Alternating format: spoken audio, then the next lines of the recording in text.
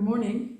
And today we're continuing our discovery of what are often considered to be four of the most prominent bodhisattvas in Buddhism and in Zen. The title today being Maitreya. And a bodhisattva, of course, is a being who is practicing on the path towards full Buddhahood, but remains here on earth in order to relieve the suffering of all beings. These celestial bodhisattvas are functionally equivalent to Buddhas in their wisdom, in their compassion, and in their powers. Their compassion motivates them to assist ordinary beings like us.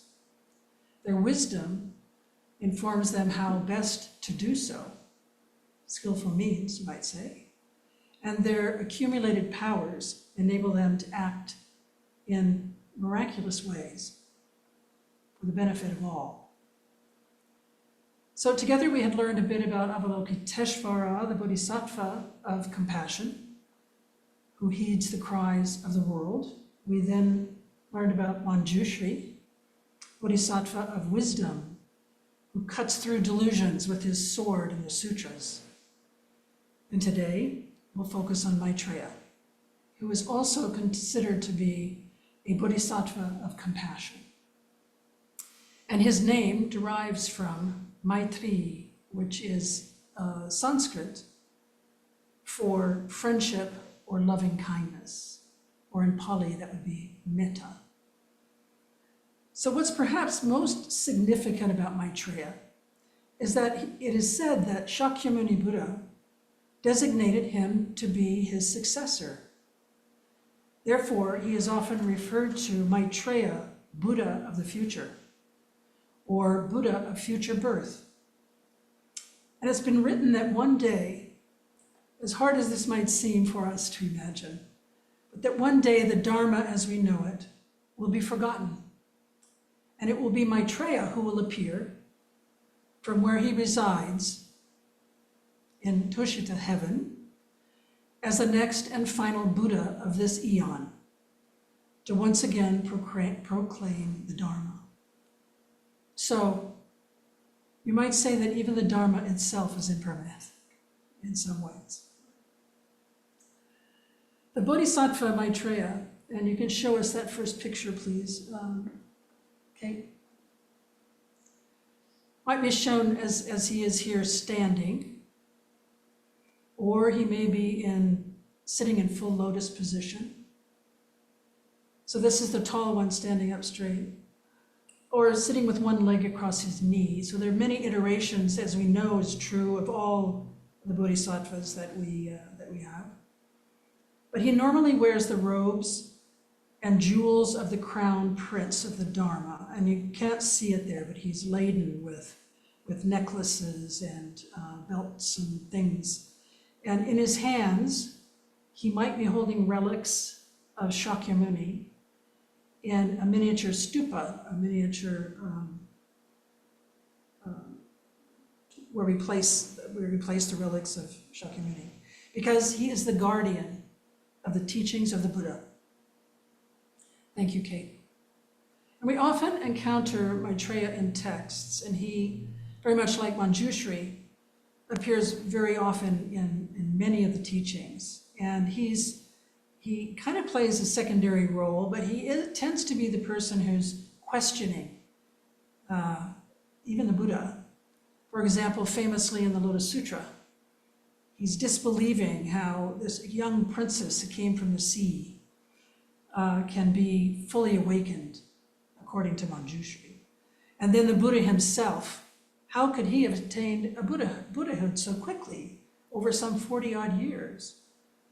But Manjushri and the Buddha set him straight, as you can imagine. And in the case of the Buddha, Maitreya questions how he could have been the teacher for all these countless bodhisattvas who lived ages ago, when he achieved enlightenment, a few decades earlier from the time that Maitreya was with him.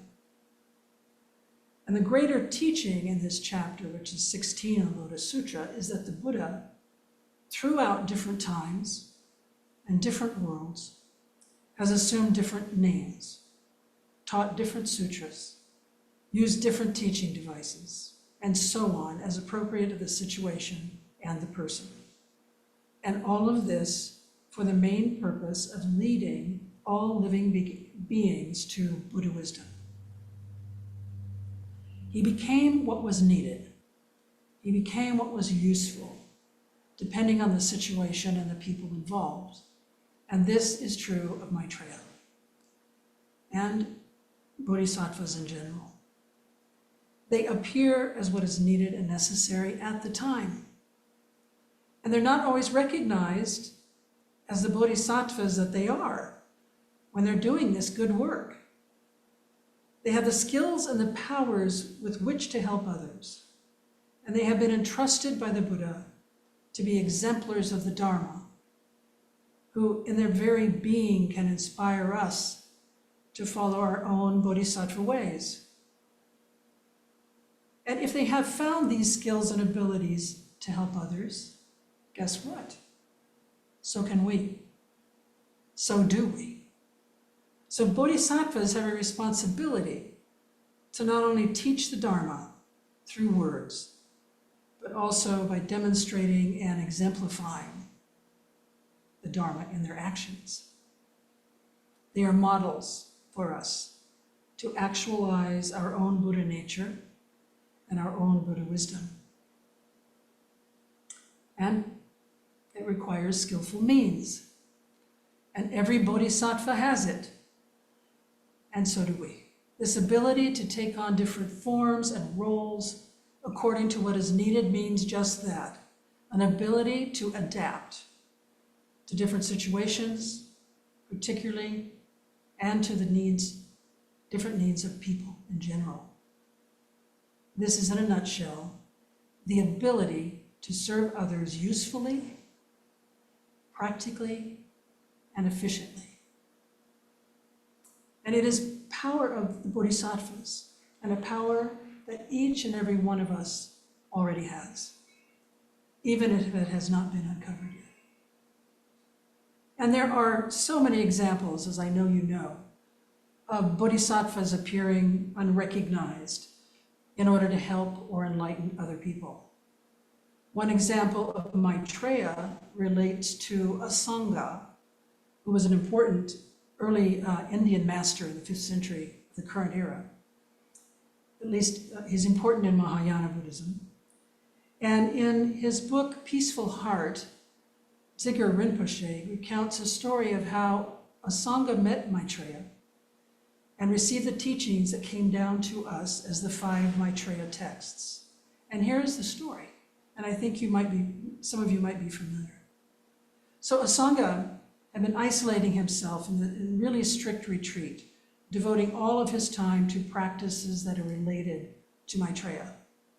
And his hope was that Maitreya would appear right before him and give him instructions that would lead him to enlightenment. But after 6 years of diligent practice with no results, he got very frustrated. So he left where he was practicing, and on his way home, he met a man who was rubbing a large iron bar with a soft piece of cloth. And when our Sangha asked, "What are you doing?" the man said, "I'm making a needle." Amazed at the effort people go through to accomplish futile aims, a Sangha realized he needed to be more persistent. So he returned to his retreat, and he told himself, "I'm not going to give up." But 3 years later, Maitreya had not appeared, not even in a dream. So a Sangha left again. And this time, he met a man who was stroking a massive boulder of rock with a feather. And he dipped the feather in water, and then he would stroke this rock. And the man told him that he wanted to wear away the boulder because it was blocking the sunlight from his house. So this gave a Sangha renewed determination to keep persevering in his practice. But still, Maitreya didn't come. So another discouraging, uneventful 3 years, and he left again, and he just started wandering around. feeling hopeless and lost. And he came upon a very sick and crippled dog alongside the road.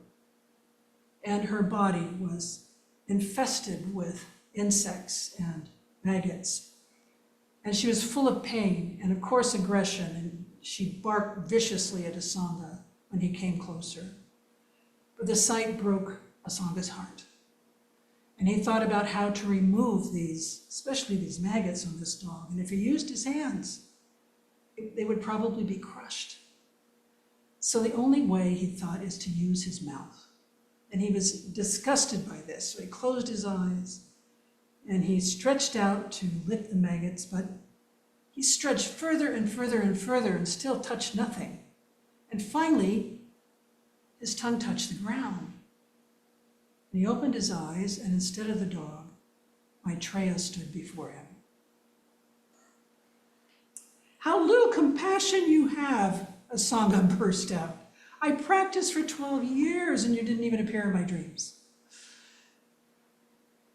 And Maitreya said, "Since the very first day of your retreat, I've been right there with you.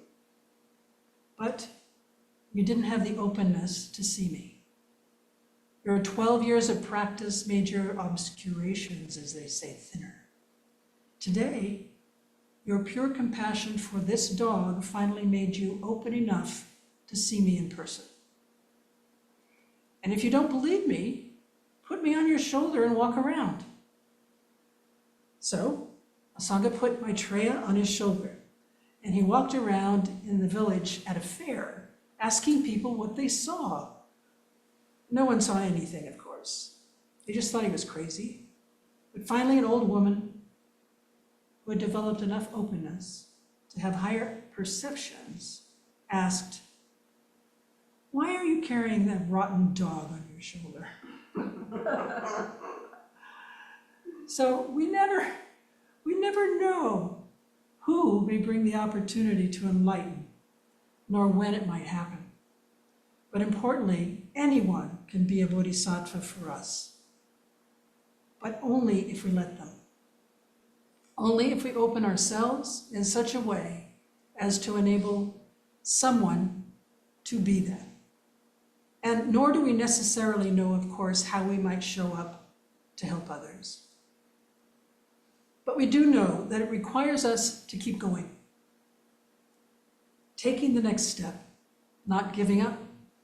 And this message comes to us also through Maitreya, the loving one, the friend who appears in many forms and in all places. And one of these forms is likely familiar to you. In Japanese, he is called Hotei. He's the jolly fat monk with a bare chest and a big belly, whose statue is found in any Chinatown, actually. Want to show us that one, Kate, please? The porcelain one, please. Now, Hotei was an eccentric Chinese monk in ancient times who went around the streets carrying a large cotton sack. You can see him here standing on his sack. And from that sack, he often took small gifts of candy and other treats that he gave to children who followed him about. Jolly fellow. But once when asked about his practice, he immediately plopped his bag to the ground, which meant to sit still, the dropping off of the body and the mind. And when asked about its actualization, this dropping off of the body and the mind, and how to bring it to existence, he picked up his bag and went on his way. The going on of endless training. He was greatly loved by the people for his good heart and his childlike behavior. And it's said that when he became very old, he recited a now famous poem, and then he simply disappeared. And that poem is, "Maitreya, Maitreya, everywhere, yet people do not see him." The local people took this to mean that Hotei was Maitreya, who, when no one recognized him, returned to his Tushita heaven to await a more favorable time to teach the Dharma. For in order to see Maitreya anywhere, We must see him everywhere and in everything. People began to paint pictures, thank you, Kate, and make statues of this fat monk and identify them with Maitreya. Until now, we see representations of him everywhere. We may not in the West know what he means and how important he is for China and Japan. But when we look at the picture of Hote, we may be reminded of someone else you've seen, if not just from some of my talks months ago of the Zen ox herding pictures. So Kate, if you can give us that one. This is the last of the 10 pictures, depicting the enlightened being entering the marketplace, meaning entering the world, wizened and free of all encumbrances and delusions and ego. We see a Buddha, an enlightened spiritual being, manifesting in the world for the benefit of others. This very Mahayana Buddhist reality of staying here in this world, even after our own enlightenment and our own awakening. Thank you, Kate. Maitreya is important to us because he personifies endless training, the always going on beyond, always becoming Buddha. That is why it's said that training ourselves, practicing ourselves, brings Maitreya here. And the promise of Maitreya is that even when the Dharma seems forgotten and nowhere to be found, it is still present, safe within the keeping of Maitreya, to be seen and felt by our own opened eyes and sincere, compassionate hearts.